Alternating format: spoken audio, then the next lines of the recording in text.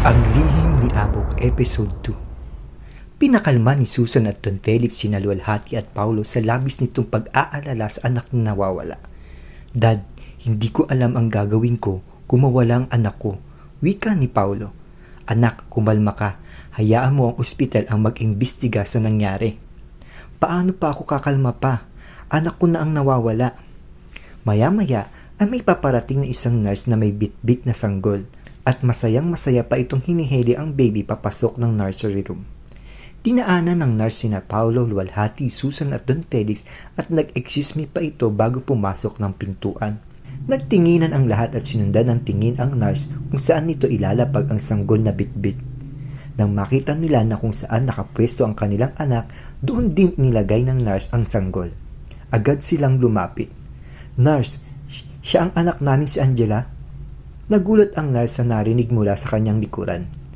Jesus Mario, si kampalakang nahulog na lawit ay ano ba yan sir? Nakakagulat po kayo. Yes sir, tama po kayo, si Angela nga po ang baby nyo. Ang lakas kasi ng iyak niya kanina so I decide na sa kabilang room ko siya palitan para di makabulahaw sa iba. Nagpupo kasi si baby at the same time pinadede ko na rin. Ayun, kumalma at napakabait. Ang ganda-gandang bata. Ay, salamat. Akala ko nawala ng anak ko. Wika naman ni Luwalhati. Matapos ang insidente, naging normal na muli ang lahat. Nakauwi na ng mansyon ang lahat at doon pinagpatuloy ang mga masasayang araw kasama ang unang anak nila Paulo at Luwalhati na si Angela. Naging hands-on si Luwalhati sa pag-aalaga nito sa kanyang unika iha na si Angela hanggang ito ay maging 1 taong gulang na. 1 taon na rin ang nakalipas, marami-rami na din ang mga bagay ang kanilang pinagdaanan bilang mag-asawa. Masaya at wala namang naging problema mula sa kanilang mga pamilya. Bagamat may isang malalim na iniisip si Luwalhati mula sa kanyang pagkatao, napilit niyang wag na isipin at wag nang balikan pang muli. Ngunit ito ay madalas sumasagi sa kanyang panaginip. Ang lihim na kanyang pagkatao ay tila isang sumpa sa kanyang pamilya. Si Luwalhati ay anak ni Pedro Esguera at Mara Esguera. Sa kanila nagmula ang sumpa. Nanggaling ito sa babaeng matagal nang may pag-ibig kay Pedro, ngunit hindi ito iniibig ni Pedro at ito ay si Dakta, isang mangkukulam sa kanilang lugar. Si Dakta ay may kakayahan sa mga itim na salamangka.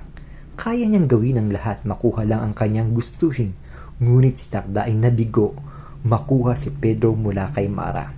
Dahil ang lahat ng itim na salamangka na ginawa niya para lang makuha si Pedro ay hindi umubra. Si Dakta ay natagpuang wala ng buhay dahil ito ay nagpatiwakal na. Pero bago ito mamatay, gumawa ito ng ritual kung saan isinumpa niya sa magiging lahi ni Pedro ay kaakibat pa rin siya.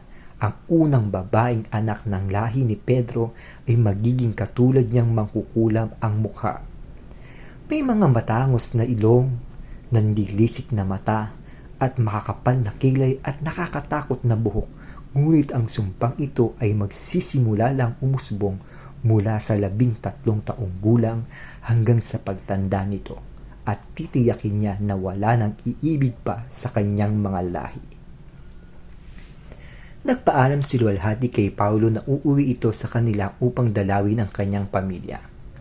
Pumayag naman si Paulo, ngunit hindi nito masasamahan si Luwalhati pagkat ito ay may mahalagang meeting. Kaya naman pinasamahan na lang ito sa kanyang driver para maayos na maihatid ang mag-ina. Nang nakarating na sa barong-barong si Luwalhati kung saan siya lumaki, sinalubong naman ito ng kanyang ina na si Mara.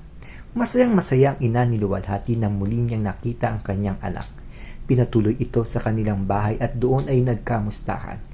Hinanap ni Luwalhati ang kanyang ama at kapatid, ngunit malungkot na tugon ang narinig nito sa kanyang ina. Anak, huwag kang mabibigla. Ang ama mo ay wala na, 3 buwan na ang nakalipas.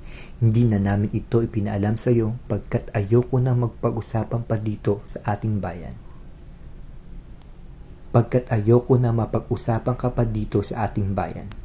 Anak, alam mo naman na ang pamilya natin ay tinuturing na salot dito sa ating lugar. Paano pa kung malaman nila ang napangasawa mo ay pinakamayaman dito sa ating lugar? Pagpipestahan tayo ng mga tao at uusuging muli. Baka isipin nilang ginagamitan natin ng itim na salamangka ang pamilya ng asawa mo kaya mo naging asawa si Paulo. Nay, alam mo naman na wala tayong ginagawang masama sa kanila. Kahit mahirap tayo, hindi tayo gumagawa ng ikakapahamak nila. Anak, alam ko yan, pero iba ang tingin nila sa atin. Bigla na lamang sumagi sa isipan ni Mara ang nakaraan. Naalala nito ang araw na namatay si Pedro. Ibinili ni Pedro kay Mara ang kanyang mga anak na huwag itong pabayaan. Humingi ito ng kapatawaran pagkat sila ay nadamay sa kanyang sumpa. Hindi man alam ni Pedro kung ano ang magiging solusyon pero ibinili nito na ang pag-ibig sa puso ang laging mananaig.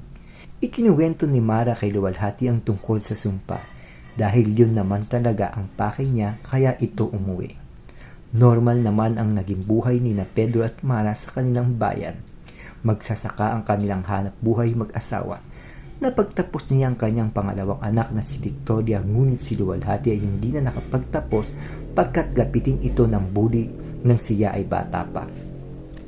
Nang ipinanganak kasi si luwalhati ay makakapal ang kilay niya at may mahabang ilong. Pangit na bata si luwalhati nang isinilang ito. Kaya naman lagi itong nilalait ng kanyang mga kamag-aral hanggang sa ito ay napilitan na lang huminto noong ito ay 10 taong gulang. At tumulong na lang ito sa kanyang ina at ama sa pagsasaka. Nang dumating ang 13 taong gulang ni luwalhati, unti-unting nagbago ang kanyang mukha. Paganda ito ng paganda, imbis na ito ay pumangit. Hindi alam ni luwalhati kung bakit yun nangyari. Kaya hanggang ngayon ay sobrang ganda nito. Ngunit sa kabila naman ng kanyang kagandahan, ang kanyang magulang naman ang nag-iba ang anyo. Nagmistulang mangkukulam sina Pedro at Mara at yun ang naging mitya kung bakit naging sentro sila na mapanglait na lipunan.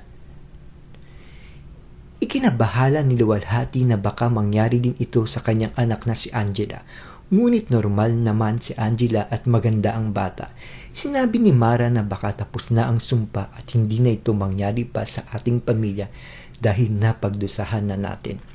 Ngunit kung hindi pa ito napuputol, kailangan natin itong paghandaan, saad ni Mara sa anak. Naitanong din ni luwalhati kung nasaan si Victoria. Sinabi ni Mara na ito ay umalis na sa kanyang poder, 1 taon na din ang nakalipas. Sumama ito sa mayamang lalaki at simula noon wala na akong balita sa kapatid mo. Matapos mag-usap ng mag-ina, minabuti ni luwalhati na isama na ang kanyang ina sa mansyon. Pagkat hindi na rin magiging maganda ang sitwasyon nito kung siya ay mag-iisa na lamang. Sumama naman si Mara kahit pa ito ay may pag-aalinlangan. Habang nililisan nila luwalhati ang lugar, malalakas na hampas ng hangin ang kanilang nararamdaman na tila ayaw silang paalisin sa lugar. Hanggang bago ito makalabas ng lugar ay may narinig itong tinig na halakhak ng isang babae na kahit saan pa daw sila pumunta, hindi matatakasan ang kanyang sumpa. Dumating ng mansyon sina luwalhati. Sinabi na rin ni luwalhati kay Paulo na dito na muna ang kanyang ina pagkat wala na itong kasama sa kanilang bahay. Ikinuwento ni luwalhati ang nangyari sa kanyang ama. Nalungkot si Paulo sa nangyari kaya naman minabuti ni Paulo na dumito na lang sa mansyon ng kanyang binan na si Mara. Nagpasalamat naman si Mara kay Paulo sa mabuting kalooban nito. Si Mara ang naging katuwang ni luwalhati sa pag-aalaga kay Angela. May mga katulong doon na madalas pulutan ang mag-iina na kesyo bakit daw ang pangit ng ina at ang gaganda ng mga anak. Sinabi nila na may something at mga haka-haka na baka mangkukulam ang mga lahi nito. Lumipas ang 5 taon. Marami ang nagbago sa pamumuhay ni luwalhati at Paulo. Madalas na abala na ito sa trabaho pagkat nadulugi na ang kanilang kumpanya. Marami na kasing naglabasan ng iba't ibang brand na tulad ng kanila. Marami ng pawn shop na kompetensya ang mga Padilla at ito ang naging mitya sa mga buyo kay Paulo ng mga nakapaligid sa kanya. Isinisisi kina luwalhati ang pagkalugi ng kumpanya dahil ang iniisip nila ay malas ang kanyang pamilya lalo na ang kanyang ina na si Mara. Ngunit ang lahat ng ito ay hindi pinapakinggan ni Paulo na naig pa rin ang pagmamahal nito kina luwalhati. Ngunit isang araw nagtalo sina luwalhati at Paulo tungkol sa mga haka-haka na kanyang mga naririnig na kesyo malas daw ang kanyang pamilya kaya mabuting paalisin na muna ng mansyon ng kanyang ina na si Mara. Hindi pumayag si luwalhati kung papaalisin niya si Mara ay asasama ito kasama ang kanilang anak na si Angela. Super stress si Paulo sa mga nangyari kaya nag-walkout na lang ito. Pinag-impake naman ni Luwalhati ang kanyang ina upang sila ay lumisan na sa mansyon. Nilisan ni Luwalhati ang mansyon ngunit napigilan ito ni Paulo. Sinabi ni Paulo na hindi niya sinasadya ang lahat, humingi ito ng tawad kay Luwalhati. Maya-maya ay tumunog ang cellphone ni Paulo at sinagot nito ang tumatawag. Napag-alaman niya na patay na ang kanyang magulang na sina Susan at Felix sa isang aksidente. Nabangga ang kanilang sasakyan. Agara namang pumunta sa ospital sina Luwalhati at Paulo. Ibinalik ni Mara ang mga gamit sa loob ng mansyon kasama si Angela. Hindi na nabutan ni Luwalhati at Paulo na buhay sina Don Felix at Susan dahil sa malalang pinsala nito. Kaya naman isa pa ito sa nagpatindi ng malaking problema ni Paulo. Ibang-iba na ang naging takbo ng kanyang buhay simula nang nawala ang kanyang magulang. Patong-patong na problema hanggang isang araw na pilitan ng ibenta ni Paulo ang kumpanya upang makapagbayad ng mga utang. Ang Padillas Pawn Shop ay naging Victoria's Pawn Shop na ngayon. Si Victoria ang nakabili ng kumpanya nila Paulo, ang kapatid ni Luwalhati. Paano nabili ni Victoria ang company? Saan siya kumuha ng pera? Sino ang tumulong sa kanya? Ano ang magiging papel ni Victoria sa pamilya ni Luwalhati at Paulo? Malalaman kaya ni Paulo na si Victoria ay ang kapatid ni Luwalhati? Yan ang ating pakatutukan at abangan sa susunod na kabanata. Kung nagustuhan mo ang kwentong ito, huwag mong kalimutang mag-like, share, comment, and subscribe. I-click mo na rin ang notification bell para updated ka sa aking mga video. Hanggang sa muli, kaserye!